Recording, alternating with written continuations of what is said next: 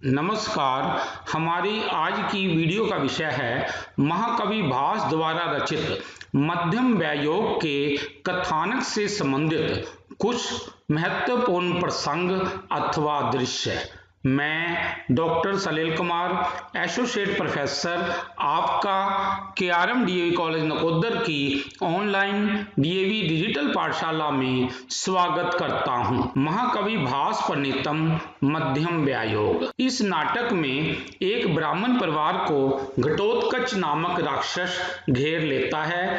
तब अपने परिवार को बचाने हेतु उस ब्राह्मण का मंझला पुत्र उस राक्षस के साथ खुशी खुशी जाना चाहता है। तब मध्यम पांडव भीम द्वारा उस राक्षस से उस ब्राह्मण परिवार का उद्धार किया गया है। मध्यम व्यायोग बीए तृतीय सेमेस्टर गुरु नानक देव यूनिवर्सिटी अमृतसर के संस्कृत विषय हेतु निर्धारित संस्कृत नाटक। हम यहाँ पर मध्यम व्यायोग के कथानक से संबंधित कुछ महत्वपूर्ण प्रसंग अथवा दृश्य करेंगे, जैसे कि घटोत्कच द्वारा ब्राह्मण परिवार को घेरने का प्रसंग अथवा दृश्य, वृद्ध ब्राह्मण और ज्येष्ठ ब्राह्मण पुत्र का वार्तालाप प्रसंग अथवा दृश्य, मध्यम ब्राह्मण पुत्र का आत्म बलिदान करने का प्रसंग अथवा दृश्य, मध्यम ब्राह्मण पुत्र का विदाई प्रसंग अथवा दृश्य, मध्यम पांडव का शानदार प्रवेश प्रसंग अथवा दृश्य, भीम द्वारा वृद्ध ब्राह्मण को सांत्वना देना और घटोत्कच से स्नेहपूर्वक बातचीत करने का शानदार प्रसंग अथवा दृश्य, मध्यम ब्राह्मण का अपने आप को अंतिम जलांजलि देने का मार्मिक प्रसंग अथवा दृश्य, भीम घटोत्कच युद्ध प्रसंग अथवा दृश्य, घटोत्कच द्वारा हिडंबा के व्रत की पूर्ति हेतु आहार के रूप में भीम को लेकर जाने का प्रसंग अथवा दृश्य, भीम हिडंबा पुनर्मिलन प्रसंग अथवा दृश्य। अब हम सबसे पहले आते हैं मध्यम व्यायोग के कथानक से संबंधित कुछ महत्वपूर्ण प्रसंग अथवा दृश्य। महाकवि भास द्वारा मध्यम व्यायोग की कथा महाभारत से ली गई है। वन में स्थित भीमसेन को मिलने को आकुल हिडंबा की अपने पुत्र घटोत्कच को माध्यम बनाकर मानुष पकड़ने के बहाने की कल्पना भास की कथानक रचना की मौलिकता और दक्षता की परिचायक है। इस नाटक के महत्वपूर्ण प्रसंग अथवा दृश्य इसके कथानक को रोचकता प्रदान करते हैं। कवि ने प्रत्येक प्रसंग या दृश्य को सजीव रूप से पिरोया है। उनमें स्पष्ट रूप से स्वाभाविकता दिखाई देती है। इसके मुख्यतः प्रसंग अथवा दृश्य इस प्रकार है। पहला प्रसंग है घटोत्कच द्वारा ब्राह्मण परिवार को घेरने का प्रसंग अथवा दृश्य। केशवदास नामक ब्राह्मण अपने तीनों पुत्रों और अपनी पत्नी समेत अपने मामा यज्ञबंधु के पुत्र के उपनयन संस्कार में शामिल होने के लिए उद्यामक गांव में जा रहा था। मार्ग में घटोत्कच नामक राक्षस उन्हें घेर लेता है। उसकी आकृति को देखकर सारा ब्राह्मण परिवार भयभीत हो जाता है। उसे देखकर केशवदास ब्राह्मण कहता है कि इस राक्षस के बिखरे हुए बाल सूर्य की किरणों के समान सुनहरे प्रतीत हो रहे हैं। इसकी भौं में इसकी आंखें विशाल और पीले रंग की स्पष्ट दिखाई दे रही हैं।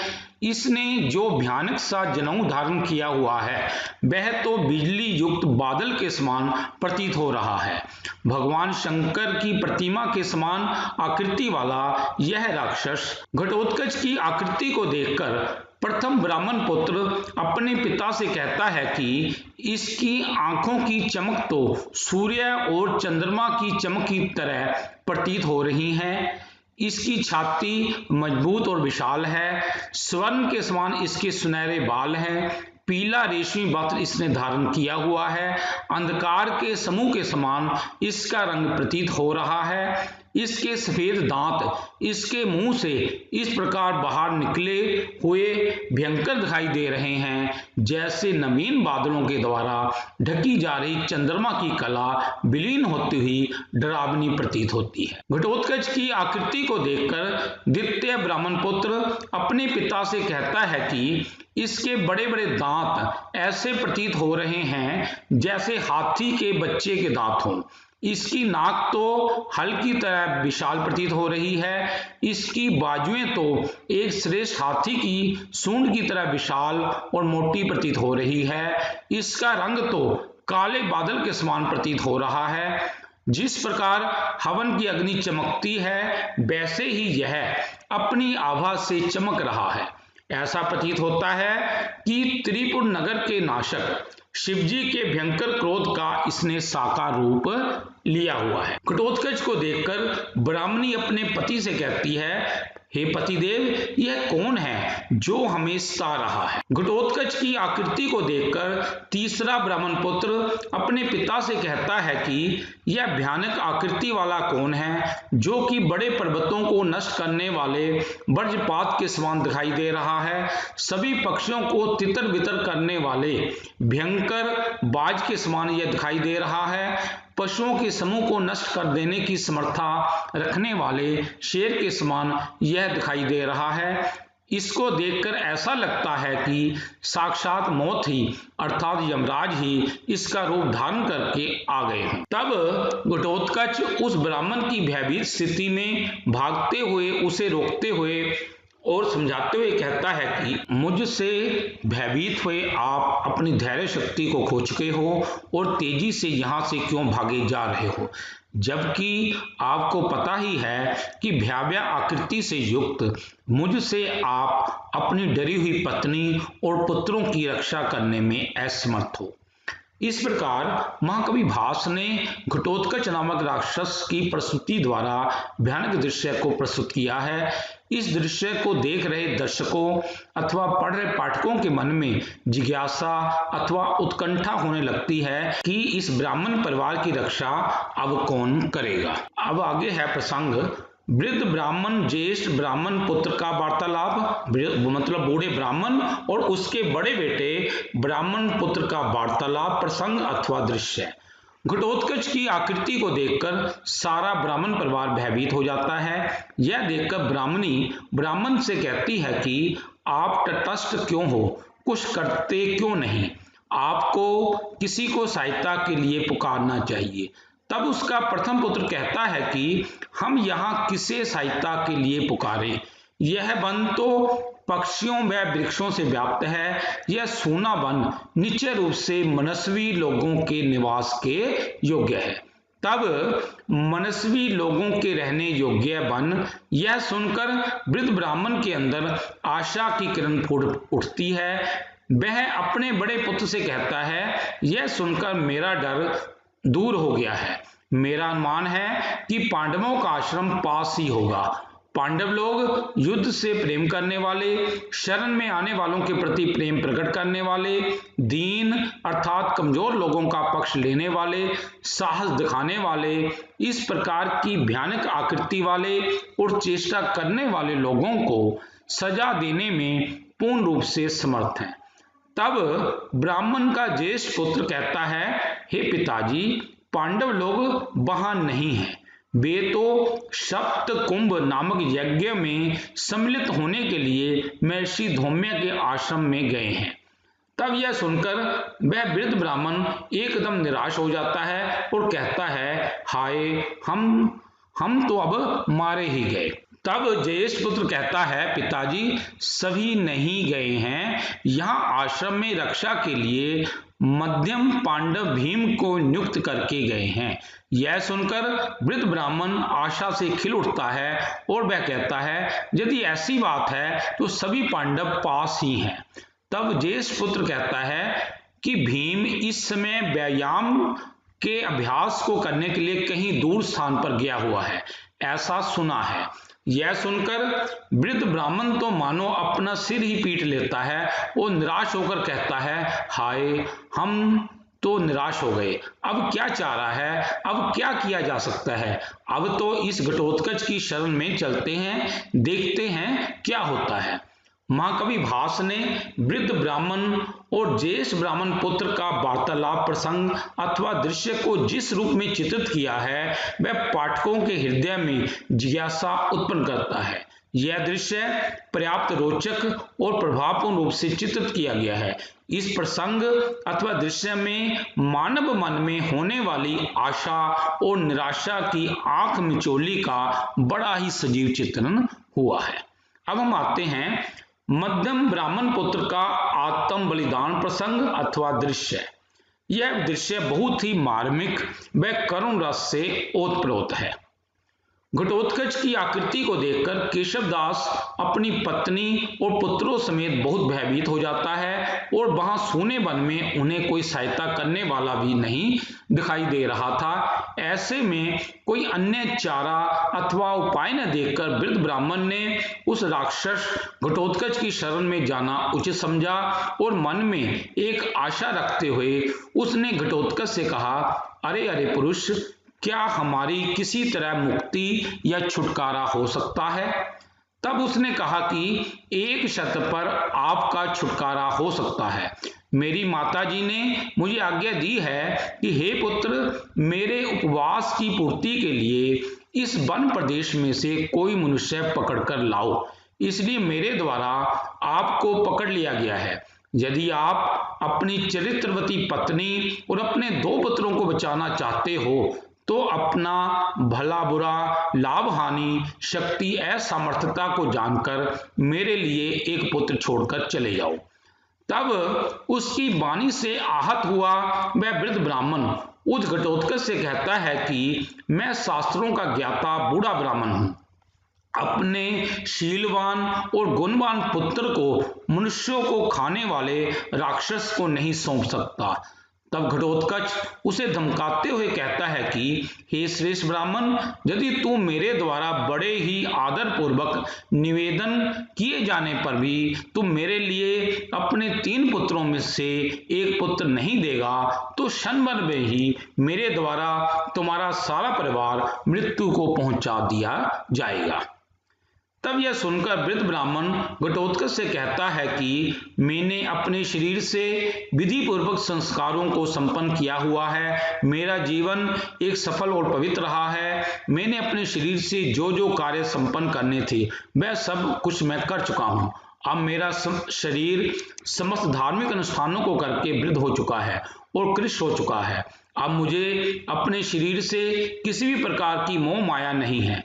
मैं अपने शरीर के द्वारा अपनी पत्नी और अपने संस्कारी पुत्रों का जीवन बचाना चाहता हूं, इसलिए मैं अपने शरीर को राक्षस रूपी अग्नि में अर्पण कर दूंगा।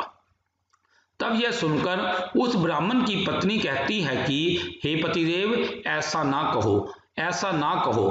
पति धर्म का पालन करने वाली मैं प्रतिव्रता नारी हूं। मैंने अपने शरीर से संपूर्ण फलों को प्राप्त कर लिया है, इसलिए मैं अपने शरीर से अपने स्वामी और अपने कुल की रक्षा करना चाहती हूं।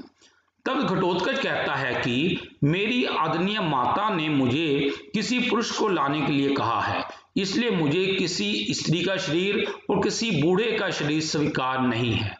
तब ये सुनकर ब्राह्मण का ज्येष्ठ पुत्र अपने पिता से कहता है कि मैं अपने प्राणों से माता पिता के प्राणों की रक्षा करना चाहता हूं, अतः इस वंश की रक्षा के लिए आप मेरा त्याग कर सकते हो, अर्थात आप मुझे इस राक्षस को दे सकते हो। तब ब्राह्मण का मध्यम पुत्र अपने बड़े भाई को रोकते हुए कहता है, इस लोक में कुल के लिए बड़ा पुत्र श्रेष्ठ माना गया है और बड़ों को अर्थात माता पिता को भी वह सबसे प्रिय होता है। इसलिए अपने से बड़ों के प्रति अर्थात अपने बड़े भाई के प्रति कर्तव्य को याद करते हुए मैं ही इस राक्षस के साथ जाऊंगा। यह सुनकर ब्राह्मण का कनिष्ठ पुत्र अर्थात सबसे छोटा पुत्र अपने बड़े भाइयों को रोकते हुए कहता है कि ब्रह्मवादियों के द्वारा बड़ा भाई पिता के समान कहा गया है, इसलिए बड़ों अर्थात माता पिता और बड़े भाइयों की रक्षा करने के लिए मैं ही योग्य हूं। तब यह सुनकर ब्राह्मण का ज्येष्ठ पुत्र अपने छोटे भाई से कहता है, पिता पर विपत्ति पड़ने पर बड़े पुत्र के द्वारा ही उसे बचाया जाता है, इसलिए अपने माता पिता की रक्षा के लिए मैं ही इस राक्षस के साथ जाऊंगा। तब परिवार की रक्षा हेतु अपना बलिदान देने को उत्सुक अपने पुत्रों को देखकर मन ही मन रोते हुए वृद्ध कहता है कि मुझे ज्येष्ठ पुत्र बहुत प्रिय है, मैं उसे नहीं त्याग सकता। तब यह सुनकर ब्राह्मणी कहती है, मुझे कनिष्ठ पुत्र बहुत प्रिय है, मैं उसे नहीं त्याग सकती। तब यह सुनकर मध्यम ब्राह्मण पुत्र दिल से तड़प उठा और उसे अवश्य ही उसमें ऐत्रेय ब्राह्मण की सुनय शिष्य की कथा याद आ गई होगी। उस कथा के अनुसार अकाल से सताया हुआ अजिगर्क भूख शांत करने के लिए अपने पुत्रों को बेचने के लिए उतारू हो जाता है। बड़ा पुत्र सुनयपुष पिता को प्रिय था, छोटा पुत्र सुनो लांगुर माता को प्रिय था। माता पिता के द्वारा न चाहा गया बेचारा मध्यम पुत्र सुनय शिष्य को बिककर रोहिताश्व के पास जाना पड़ा। तत्पश्चात मध्यम ब्राह्मण पुत्र दिल से करा उठा और उसने कहा, माता पिता के द्वारा न चाहा गया मैं इसमें किसका प्रिय हूं। यह सुनकर मुस्कुराते हुए घटोत्कच कहता है कि मैं तुझे चाहता हूं, जल्दी मेरे पास आ जा। तब मध्यम ब्राह्मण पुत्र अपने आप को राक्षस को सौंपते हुए बहुत गौरवान्वित अनुभव करता है। वह अपने मन में विचार करता है कि वह बहुत सौभाग्यशाली और धन्य है, क्योंकि उसने अपने प्राणों से अपने माता पिता और अपने बड़े भाई और अपने छोटे भाई के प्राणों को बचा लिया है। वास्तव में बंधुओं अर्थात परिजनों के प्रति महान स्नेह की अपेक्षा या बढ़कर उनकी रक्षा में तत्पर अपने शरीर के प्रति दिव्य मोह कम देखने को मिलता है। अर्थात उसे अपने शरीर की अपेक्षा अपने परिजनों माता पिता बड़े भाई और छोटे भाई के शरीर की चिंता है। उनके प्रति अपने शरीर को राक्षस को सौंपते समय उसे अलौकिक आनंद की प्राप्ति हो रही है। तब घटोत्कच भी उस मध्यम ब्राह्मण पुत्र के अपने माता पिता अपने भाइयों के प्रति आत्म बलिदान को देखकर बहुत प्रभावित है और वह कहता है कि इस ब्राह्मण बालक का अपने संबंधियों से प्रेम आश्चर्यकारी है। इस प्रकार महाकवि भास ने मध्यम ब्राह्मण पुत्र का अपने परिवार को बचाने हेतु किया गया बलिदान बहुत ही मर्मस्पर्शी और हृदय को झकझोरने वाला है। पाठकों और दर्शकों के आंसू उस मध्यम ब्राह्मण पुत्र की स्थिति को देखकर बरबस ही निकल पड़ते हैं। त्याग और बलिदान की ऐसी उदात्त भूमिका अन्यत्र दुर्लभ है। अब हम आते हैं मध्यम ब्राह्मण पुत्र का विदाई प्रसंग अथवा दृश्य। यह प्रसंग अथवा दृश्य बहुत ही मार्मिक व करुण रस से ओतप्रोत है। परिवार के लिए आत्म बलिदान कर रहे मध्यम ब्राह्मण पुत्र को उसका पिता केशवदास नामक वृद्ध ब्राह्मण आशीर्वाद देते हुए कहता है, ओ गुरु भक्त, अपने प्राणों से अपने बड़ों के प्राणों का आदान प्रदान करके अर्थात उनके प्राणों को बचाकर पुण्यहीनों के लिए दुर्लभ इस ब्रह्म लोक को प्राप्त करो। मध्यम ब्राह्मण पुत्र की माता ब्राह्मणी ने चाहे कह तो दिया कि उसे कनिष्ठ पुत्र प्रिय है अर्थात सबसे छोटा पुत्र प्रिय है, पर वह उसे नहीं त्याग सकती, किंतु उसे वास्तव में सभी पुत्र प्रिय थे। इसी कारण वह अपने किसी पुत्र की मृत्यु नहीं चाहती थी। अतः वह मध्यम पुत्र को आशीर्वाद देती हुई कहती है कि अरे पुत्र, चिरंजीव हो अर्थात तुम्हारी आयु लंबी हो। मध्यम ब्राह्मण पुत्र का बड़ा भाई अपने मन से उसे आशीर्वाद देता हुआ कहता है कि तुम शुभ गुणों से युक्त हो, मेरे गले लग जाओ, तुम मेरा दृढ़ आलिंगन करो। तुम अपना शरीर राक्षस रूपी अग्नि में अर्पण करने जा रहे हो तो तुम सारे परिवार के लिए संकट मोचन बने हो। सारे परिवार को तुमने बचा लिया है, इसलिए आज के बाद यह धरती तुम्हारे यश से व्याप्त हो जाएगी। मध्यम ब्राह्मण पुत्र का छोटा भाई, जो कि उसे बहुत चाहता होगा, वह केवल उसे अभिवादन करता हूं, केवल इतना ही कह पाता है और वह उसे कल्याण हो तेरा ऐसा आशीर्वाद देता हुआ वहां से निकल पड़ता है और अंतिम बार का प्रणाम करते हुए पिता से कहता है, पिताजी लो मैं जा रहा हूँ। तत्पश्चात वह अपने परिवार से विदाई लेकर घटोत्कच से आज्ञा लेकर समीपवर्ती एक सरोवर में जल पीने के लिए चला जाता है और सभी की आंखों से ओझल हो जाता है। उसे आंखों से ओझल होते हुए देखकर उसका पिता केशव दास नामक वृद्ध ब्राह्मण पुत्र वियोग में तड़प उठता है और रोता हुआ कहता है, हाय हाय हम लुट गए, अरे हम लुट गए। 3 चोटियों के शिखरों से युक्त मेरा वंश तो बहुत सुंदर ही पर्वत के समान था, जो बीच की चोटी टूट जाने से मेरा मन बहुत पीड़ित हो रहा है। इसके बाद आंसुओं को बहाते हुए और तड़पते हुए वह कहता है, हाय पुत्र कैसे तू चला गया। नियम पूर्वक अध्ययन में लगातार बुद्धि लगाने वाले ओ युवक, जवानी के रूप कांति वाले तुम गजराज के दांत के द्वारा तोड़े गए प्रफुल्लित अर्थात खिले हुए वृक्ष की भांति किस प्रकार मृत्यु को प्राप्त होगे। इस प्रकार महाकवि भास का यह मध्यम ब्राह्मण पुत्र का विदाई प्रसंग अथवा दृश्य बहुत ही मार्मिक व करुण रस से युक्त है।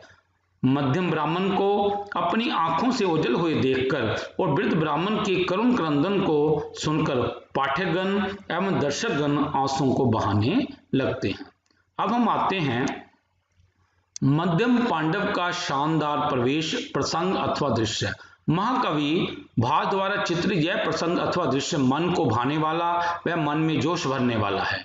भीम अपनी उपस्थिति से अपने आप को इस नाटक में मध्यम घोषित करते हुए करुण रस का अनुभव कर रहे दर्शकों को वीर रस का अनुभव करा देता है, क्योंकि मध्यम ब्राह्मण पुत्र का अपने परिवार के प्रति आत्म बलिदान को देख रहे दर्शक लोग अपने हृदय से रोने लगते हैं, आंसू बहाने लगते हैं। तभी भीम को देखकर जोश में आ जाते हैं और वीर रस का अनुभव करने लगते हैं।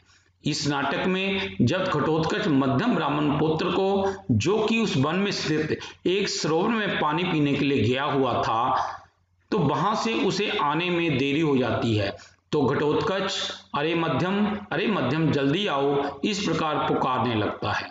तो वहां उस वन में व्यायाम कर रहे मध्यम पांडव भीम के कानों में भी यह आवाज पहुंचती है, तो वह वहां पहुंच जाता है और वहां वन में घटोत्कच को देखकर कहता है कि शेर के मुख जैसे मुख वाला, शेर की दाढ़ों जैसी दाढ़ों वाला, शराब पीने से नशीली हुई आंखों की तरह आंखों वाला, कोमल और गंभीर धवनी वाला, भूरी भौं वाला, बाज की नाक की तरह नाक वाला, गजराज की ठोडी की तरह ठोडी वाला, चमकीले और बिखरे हुए बालों वाला, विशाल छाती वाला, ब्रज जैसी कठोर कमर वाला, हाथी और बैल जैसी चाल वाला, लंबी और स्थूल अर्थात मजबूत कंधों से युक्त बाजुओं वाला।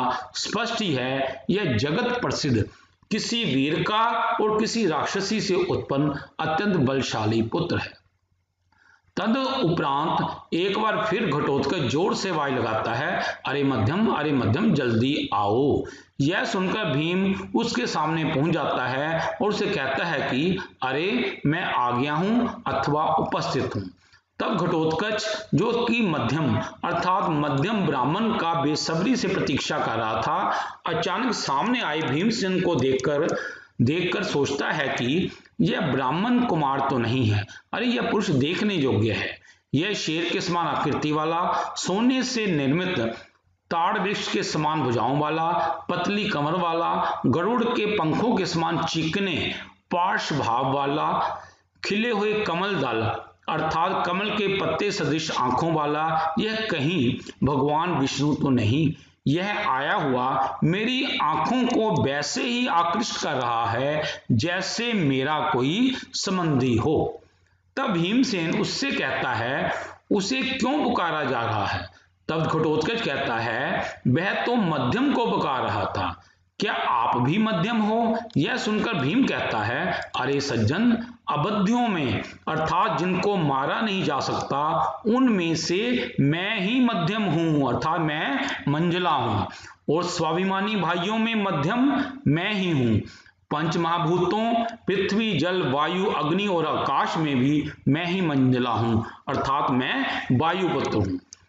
तब मध्यम पांडव भीम को देखकर केशवदास ब्राह्मण के अंदर जोश आ जाता है और वह प्रसन्नचित्त हो उठता है। उसे अनुभव हो जाता है कि मृत्यु से बचाने के लिए भीम आ पहुंचा है।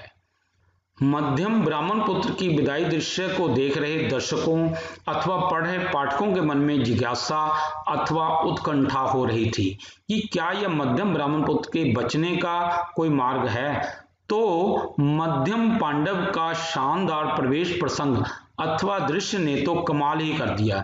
यह प्रसंग अथवा दृश्य बहुत ही मन को मोहने वाला है। कवि द्वारा इस दृश्य प्रस्तुति बहुत ही सुंदर रूप से की गई है। मध्यम ब्राह्मण पुत्र की विदाई दृश्य को देखकर करुण रस में डूबे हुए दर्शकगण अथवा पाठकगण कुछ चमत्कार चाह रहे थे कि इस ब्राह्मण की रक्षा होनी चाहिए। तभी उनकी आशाओं को पूर्ण करने के लिए इस दृश्य का कवि द्वारा बहुत ही सुंदर रूप से संयोजन किया गया है। अब हम आते हैं मध्यम ब्राह्मण का अपने आप को अंतिम जलांजलि देने का मार्मिक प्रसंग अथवा दृश्य। महाकवि भास द्वारा चित्रित यह प्रसंग अथवा दृश्य बहुत मार्मिक है।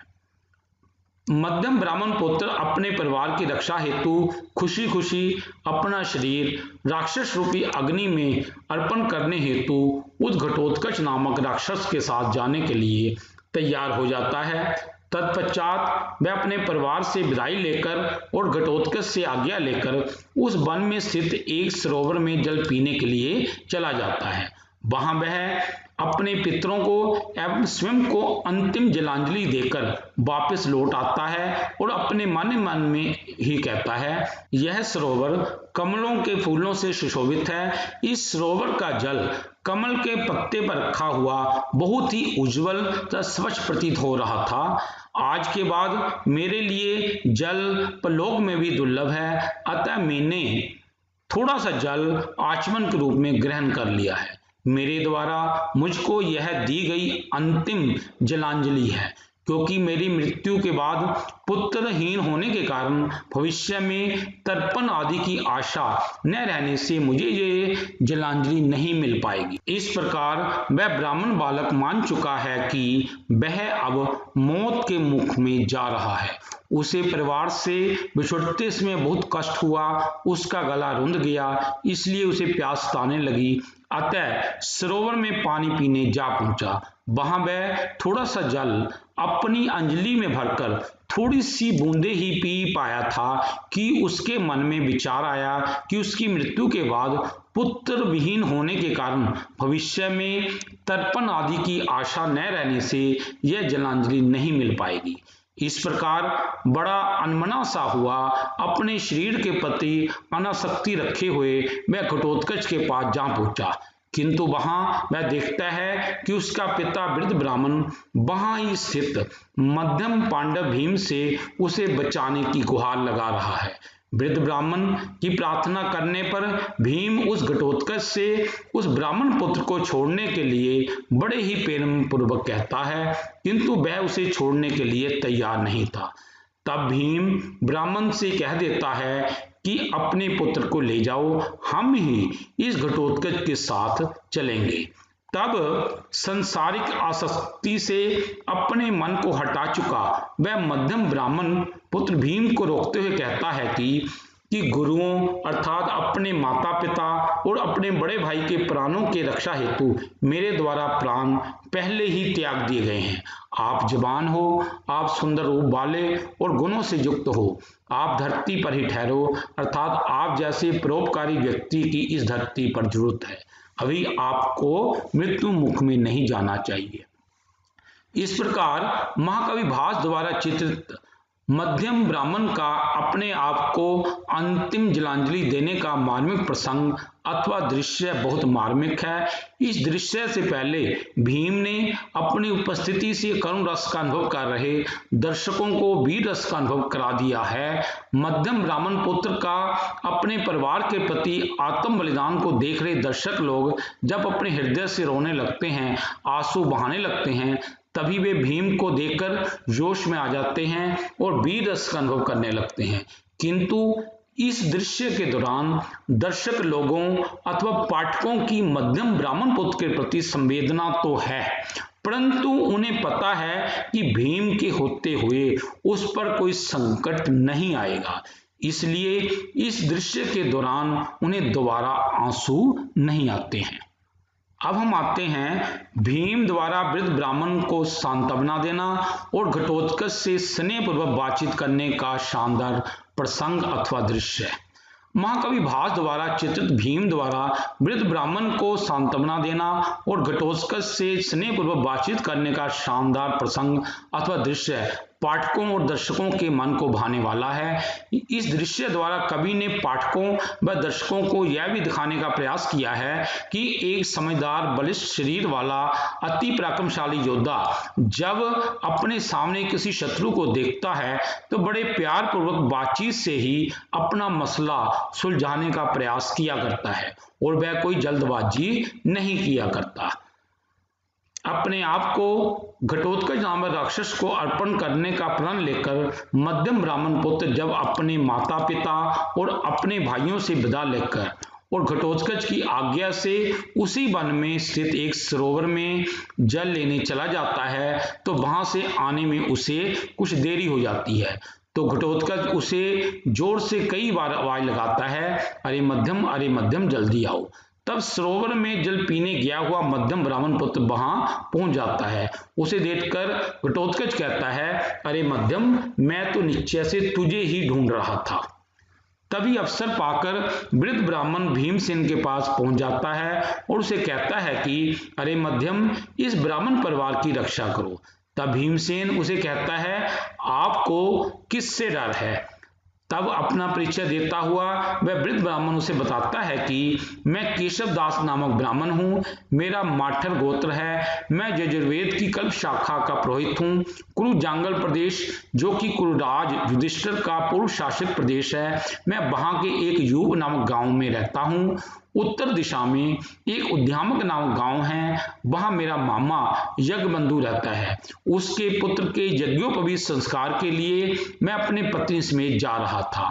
तदंतर वह कहता है, मुझको यह राक्षस जिसका शरीर जल युक्त बादल के समान श्याम है, जिसकी आंखें कमल के पत्ते के समान बड़ी बड़ी हैं, जिसकी मस्ती भरी चाल पशुओं के राजा शेर की चाल के समान है, जिसके दांत शेर के दांतों के समान बाहर की ओर निकले हुए हैं, इस जगत में आप लोगों के सामने होने पर भी बिना किसी डर के मेरे पुत्र को और मेरी पत्नी समेत मुझको मारने की इच्छा रखते हुए यह मेरा पीछा कर रहा है।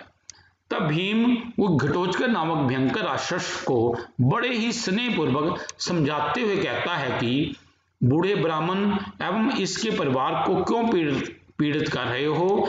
जिस प्रकार चांद अन्य साथी नक्षत्रों से शोभा देता है, उसी प्रकार यह ब्राह्मण अपने 3 पुत्रों से शोभा दे रहा है। जिस प्रकार चांद अपनी चांदनी से शोभा देता है, उसी प्रकार यह ब्राह्मण अपनी सुंदर पत्नी से शोभा दे रहा है। लगता है इस ब्राह्मण को आप चांद समझ बैठे हो और इसे अपना शत्रु मानते हुए तुम राहु के समान ग्रसने अर्थात खाने चले आए हो।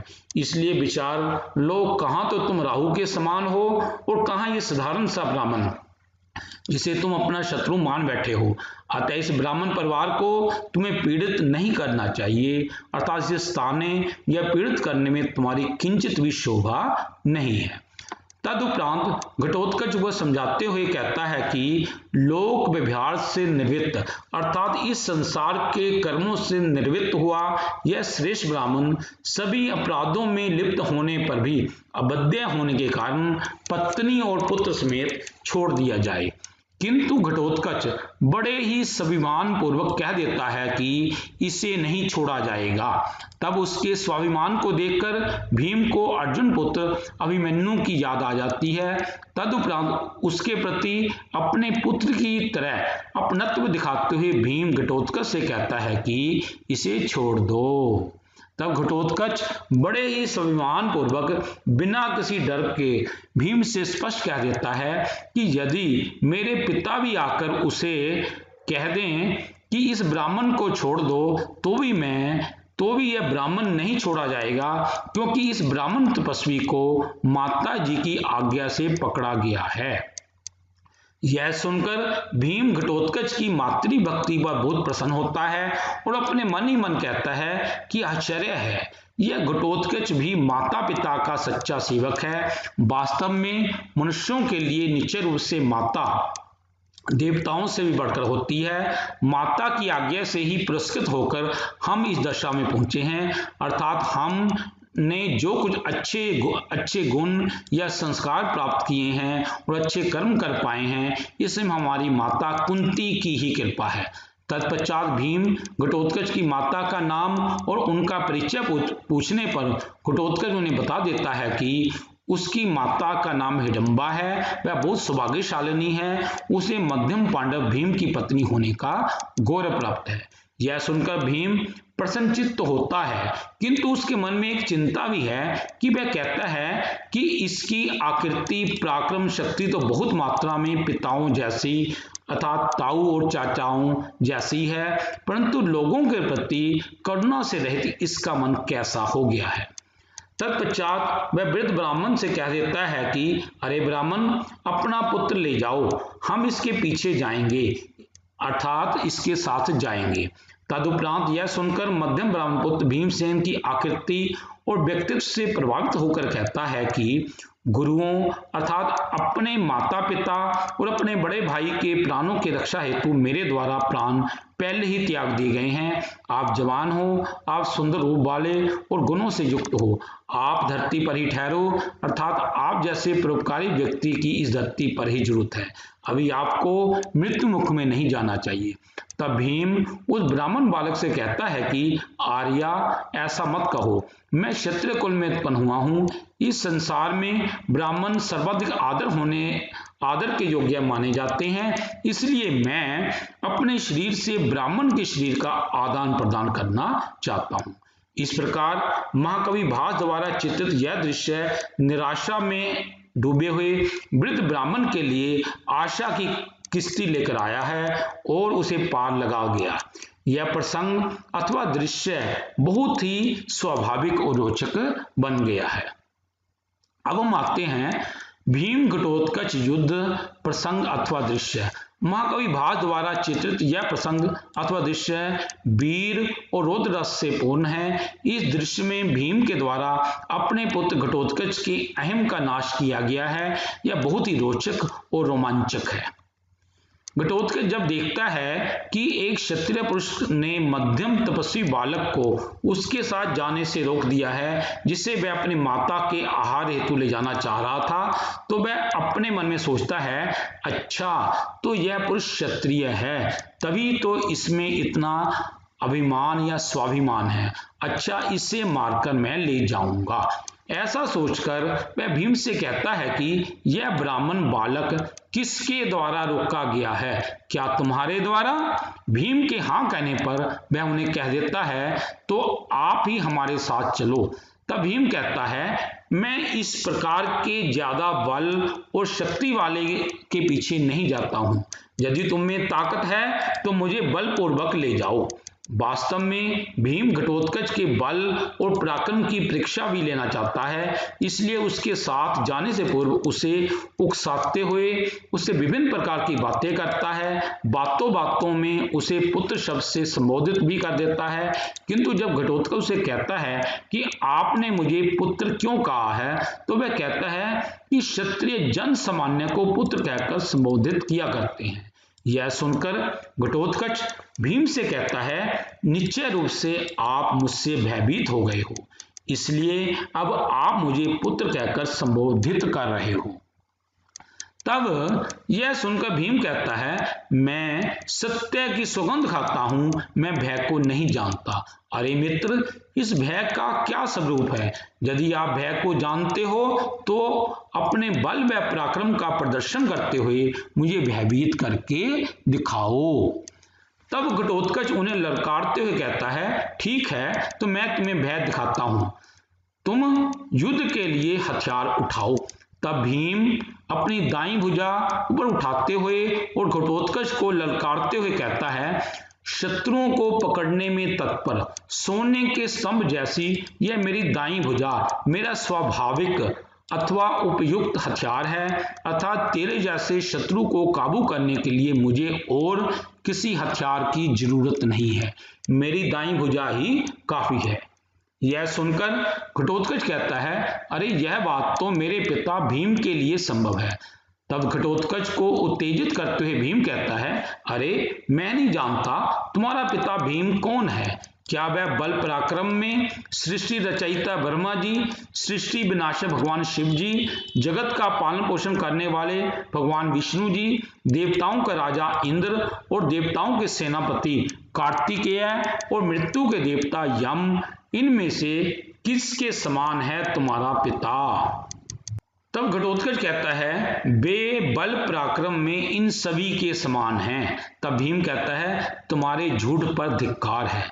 यह सुनकर घटोत्कच अपना रौद्र रूप धारण करते हुए एक विशाल वृक्ष को उखाड़कर भीम पर प्रहार करता है, किंतु उस वृक्ष के प्रहार का भीम के बलिष्ठ शरीर पर कोई प्रभाव नहीं पड़ता।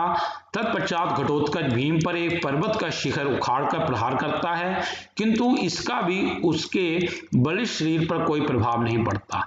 तत्पश्चात घटोत्कच भीम को मल्ल युद्ध के लिए ललकारता है और दोनों में मल्ल युद्ध प्रारंभ हो जाता है। मल्ल युद्ध के दौरान घटोत्कच भीम को अपने बाजूपाश में बांध लेता है और भीमसेन से कहता है कि मजबूत रस्सियों से पकड़े गए हाथी की तरह मेरी भुजाओं से जकड़ा हुआ तू कैसे मेरी वायु की शक्ति को लांघ सकता है, अर्थात कैसे मेरी वायु शक्ति को का तू मुकाबला कर सकता है। तदुपरांत बाहुपाश में बंधने पर भीम पहले तो चकित रह जाता है, किंतु अगले ही पल वह उस बंधन से एकदम मुक्त कर लेता है और भीम घटोत्कच से कहता है कि हे वीर, अपनी ताकत के अभिमान को छोड़ दो, तुम्हारी ताकत मैंने देख ली है। वायु युद्ध करने में अर्थात मल्ल युद्ध में निस्संदेह मुझे कोई थकान नहीं हुई, किंतु तू पसीना पसीना हो रहा है, तेरी सांसें फूल रही हैं। तत्पश्चात घटोत्कच जब देखता है उसके बल और पराक्रम का भीम पर जरा भी असर नहीं हो रहा है, तो वह अपनी माता की कृपा से प्राप्त हुए मायापाश से भीम को बांध लेता है, किंतु अगले ही पल भीम भी भगवान शिव की कृपा से प्राप्त हुए मायापाश से मुक्ति मंत्र को जपने से मुक्त हो जाता है। इसके बाद घटोत्कच के द्वारा निवेदन किए जाने पर कि आपने कहा था कि मैं अपने शरीर से ब्राह्मण के शरीर को बदल रहा हूं, अतः अपनी उस प्रतिज्ञा को याद करो। तब भीम उसके साथ जाने को तैयार हो जाता है, किंतु इन सब बातों से अनजान केशवदास ब्राह्मण जब देखता है कि भीम घटोत्कच के साथ जा रहा है, उसको देखकर वह अपने पुत्रों से कहता है कि यह राक्षस जो कि चमकीले एवं भीषण आकार से युक्त है, यह प्रचंड भुजाबल और पराक्रम से युक्त है, किंतु उस राक्षस को जल्दी दबाकर अर्थात हराकर यह भीम धीरे धीरे विलासपूर्वक अर्थात मस्ती से बिना किसी डर से इस राक्षस के पीछे पीछे चला जा रहा है, जैसे कोई श्रेष्ठ बैल वर्षा की धारा की परवाह न करते हुए धीरे धीरे विलासपूर्वक अर्थात मस्ती से चलता रहता है। यहाँ भीम द्वारा अपने पुत्र को निरुत्साहित करना नहीं, अपितु उसके अहंकार को नष्ट करना मात्र है, क्योंकि उसे पता है कि कौरवों के साथ युद्ध में घटोत्कच की महत्वपूर्ण भूमिका हो सकती है। इस प्रकार महाकवि भास द्वारा चित्रित यह भीम घटोत्कच युद्ध प्रसंग अथवा दृश्य वीर रस और रौद्र रस से पूर्ण है। इस दृश्य में भीम के द्वारा अपने पुत्र घटोत्कच के अहम का नाश किया गया है। यह प्रसंग बहुत रोचक और रोमांचक है। अब हम आते हैं घटोत्कच द्वारा हिडंबा के व्रत की पूर्ति हेतु आहार के रूप में भीम को लेकर जाने का प्रसंग अथवा दृश्य। यह प्रसंग अथवा दृश्य बहुत ही उत्सुकताओं से युक्त और बहुत रोचक है। घटोत्कच अपनी माता के व्रत की पूर्ति हेतु आहार के रूप में मध्यम ब्राह्मण पुत्र को लेकर जाना चाह रहा था, तब भीम ने उसे इस निंदित कार्य से रोक दिया और वह घटोत्कच को कह देता है कि इस ब्राह्मण पुत्र के बदले वह क्षत्रिय होने के कारण उसके साथ जाएगा।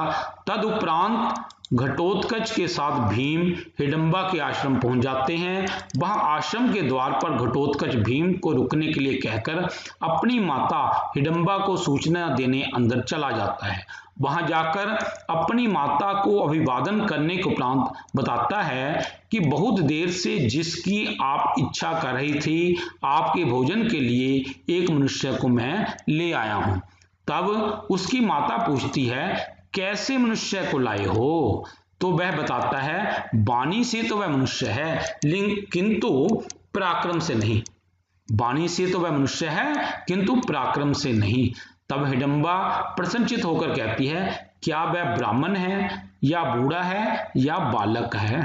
वास्तव में ये सब पूछने के पीछे एक कारण था, क्योंकि हिडंबा जानती थी कि उसका पति भीम ब्राह्मणों का बहुत आदर करता है। उसकी दृष्टि में यदि किसी ब्राह्मण से कोई अपराध हो भी जाए तो वह वध्य होता है, इसलिए वह ब्राह्मणों पर कोई संकट नहीं आने देता। इसलिए जब उसके पति भीम को पता चलेगा कि किसी ब्राह्मण को बलि के रूप में या हिडंबा के आश्रम में लाया गया, तो वह अवश्य इस बलि को रोकने के लिए अवश्य आएगा। इसके अतिरिक्त भीम बच्चों से बहुत स्नेह करता है। इस नाटक में हम देखते हैं भीम बालक घटोत्कच से बड़े ही स्नेहपूर्वक बातें करता है, उस पर कोई प्रहार भी नहीं करता, केवल घटोत्कच के प्रहारों को रोकता है। इसलिए जब भीम को पता चलेगा कि हिडंबा में किसी बालक की बलि होने जा रही है, तो उसे वह रोकने अवश्य आएगा। इसके अतिरिक्त भीम वृद्ध लोगों का बहुत सम्मान करता है। इस नाटक में हम स्पष्ट देख सकते हैं कि वृद्ध ब्राह्मण के प्रति भीम के अंदर कितना सम्मान है। इसलिए जब भीम को पता चलेगा कि हिडंबा के आश्रम में किसी वृद्ध की बलि होने जा रही है, तो उसे वह रोकने अवश्य आएगा। किंतु घटोत्कच को एक क्षत्रिय को लाया था, इसलिए वह अपनी माता हिडंबा से कहता है, न तो वह ब्राह्मण है, न वह बूढ़ा है, न ही वह बालक है। तब हिडंबा उसके प्रश्नों का उत्तर सुनकर अचंभित सी हो जाती है। उसे लगा कि यह किसे पकड़ कर ले आया। अब उसका अपने भीम को मिलने की आशा धूमिल सी पड़ने लगी, क्योंकि बलि तो एक बहाना मात्र थी, वह तो अपने पति भीम से मिलना चाहती थी। इसलिए तुरंत घटोत्कच के द्वारा लाए गए उस पुरुष को देखने की इच्छा करती है। तब हिडंबा उत्सुकता वश उस पुरुष को देखने लगती है। उसे देखकर वह लज्जा से शर्मा जाती है। तब घटोत्कच अपनी माता को रोमांचित हुए देखकर समझ जाता है कि यह पुरुष मेरी माता का सगा संबंधी हो सकता है। इसलिए वह अपनी माता से पूछ लेता है कि माता जी, यह कौन है? तब उसकी माता कहती है कि जिसे तू पकड़कर लाया है वह तो तेरे और मेरे देवता हैं, अर्थात ये तेरे पिता हैं और मेरे पति हैं। तत्पश्चात वह अपने पति भीम का अभिवादन करते हुए कहती है, आर्यपुत्र की जय हो, अर्थात पतिदेव की जय हो। इस प्रकार भास द्वारा चित्रित यह प्रसंग अथवा दृश्य बहुत ही उत्सुकताओं से युक्त और बहुत ही रोचक है। अब हम आते हैं भीम हिडंबा पुनर्मिलन प्रसंग अथवा दृश्य। यह प्रसंग अथवा दृश्य बहुत ही उत्सुकताओं से युक्त और बहुत रोचक है। भीम ने जब देखा कि हिडंबा की आज्ञा से घटोत्कच अपनी माता हिडंबा के व्रत की पालना हेतु आहार के रूप में किसी ब्राह्मण पुत्र को जबरदस्ती लेकर जा रहा है, तो उसके मन में कुछ विचार तब उभर कर आए कि प्रजा के लोगों के प्रति मेरा पुत्र इस प्रकार का अनुचित आचरण क्यों कर रहा है। यह सब कुछ जानने के लिए वह उस ब्राह्मण कुमार के बदले वह स्वयं घटोत्कच के साथ जाना चाहता है और घटोत्कच के साथ हिडंबा के आश्रम पहुंच जाता है। आश्रम में पहुंचते ही और हिडंबा को देखते ही वह अपनी सारी परेशानियों और चिंताओं को भुला देता है और वह अति प्रसन्न होकर हिडंबा से कहता है, हम लोगों का राज्य दुर्योधन द्वारा धोखे से हड़प लिए जाने पर घने वन में घूमते हुए हमने बहुत संताप और बहुत कष्ट भोगे हैं, किंतु इस समय तुझे देखकर हमारे सारे संताप और कष्ट दूर हो गए हैं। मन में एक अलौकिक सी प्रसन्नता है। तदुपरांत भीम के ये पूछने पर कि तुमने अपने व्रत की पालना के लिए किसी मनुष्य को खाने की इच्छा घटोत्कच के आगे क्यों रखी, हिडंबा इसका उत्तर कान में देती है। वह रहस्य समझाते हुए कहती है कि उसे पता चल गया था कि पांडव वनवास में हैं और यहीं कहीं किसी आश्रम में रह रहे हैं। वह अपने प्राणनाथ भीम के दर्शन करना चाहती थी, इसलिए उसने घटोत्कच को अपने व्रत की पालना के लिए किसी मनुष्य को लाने की योजना बनाई। वह जानती थी उसके पति भीम बलि हेतु घटोत्कच के द्वारा लाए गए किसी मनुष्य की रक्षा अवश्य करेंगे। भीम को उसके आचरण के विषय में कोई संदेह नहीं है, क्योंकि भीम को स्मरण है कि लाक्षागृह से निकलकर भटक रहे पांडवों की सेवा हिडंबा ने ही की थी। उस समय वह राक्षसी के रूप में देवी सिद्ध हुई थी, इसलिए वह उसे कहता है कि तुम जाति से राक्षसी हो, आचरण से नहीं। तत्पश्चात हिडंबा घटोत्कच से कहती है अपने पिता का अभिवादन करो। तब वह अपने पिता से बहुत ही नम्रता पूर्वक कहता है कि अज्ञानता के कारण अर्थात अनजाने में मेरे द्वारा आपको अभिवादन नहीं किया गया है, इसलिए मैं आपसे क्षमा चाहता हूं। पुत्र का अपराध क्षमा करने योग्य होता है, अर्थात मुझसे आपके प्रति जो भी अपराध हो गया है मेरी चंचलता समझकर मुझे क्षमा कर दीजिए। तत्पश्चात घटोत्कच के क्षमा मांगने पर भीम उसे गले लगा लेता है और उसे आशीर्वाद देता है, पुत्र अत्यंत शक्ति और पराक्रम से युक्त होवो। तदुपरांत भीम वृद्ध ब्राह्मण का बहुत आदर सत्कार करता है और घटोत्कच द्वारा वृद्ध ब्राह्मण का अभिवादन किए जाने पर वह उसे आशीर्वाद देता है, पिता के समान गुण और यश को प्राप्त करो। तत्पश्चात भीम, हिडंबा और घटोत्कच ब्राह्मण परिवार को आश्रम के द्वार तक छोड़ने जाते हैं। इस नाटक में हिडंबा के दर्शन इस नाटक के अंतिम पन्नों में ही होते हैं। उसका चिरकल्पित रूप जितना भयानक और अमानुषी है, उतना ही उसका वास्तविक रूप सरल और मानवीय चित्रित हुआ है। पहले तो घटोत्कच से किए गए उसके प्रश्न केवल नाटकीय परिपाटी का पालन मात्र प्रतीत होते हैं, परंतु बाद में जब यह स्पष्ट हो जाता है कि उसका मांसाहार का आशय क्या था, तभी उन प्रश्नों की महत्ता प्रतीत होती है जो उसके कोमल पक्ष को चमत्कृत कर देते हैं। इस प्रकार भीम हिडंबा पुनर्मिलन प्रसंग अथवा दृश्य बहुत ही उत्सुकताओं से युक्त और बहुत रोचक है। जो शंकाएं एवं उत्कंठाएं पाठकों एवं दर्शकों के मन में इस नाटक के आरंभ में उठ रही होंगी, उन सभी का समाधान इस दृश्य में निसंदेह रूप से अवश्य हो गया होगा। इति शुभम। प्रिय साथियों, यदि आपको ये वीडियो पसंद आया हो तो कृपया लाइक, कमेंट और शेयर अवश्य करें। यदि आपका कोई सुझाव हो तो कृपया हमारे व्हाट्सएप नंबर 9417347739 पर सुझाव लिखिए। कृपया हमारे चैनल सलील कुमार राजपूत को सब्सक्राइब भी करें। धन्यवाद।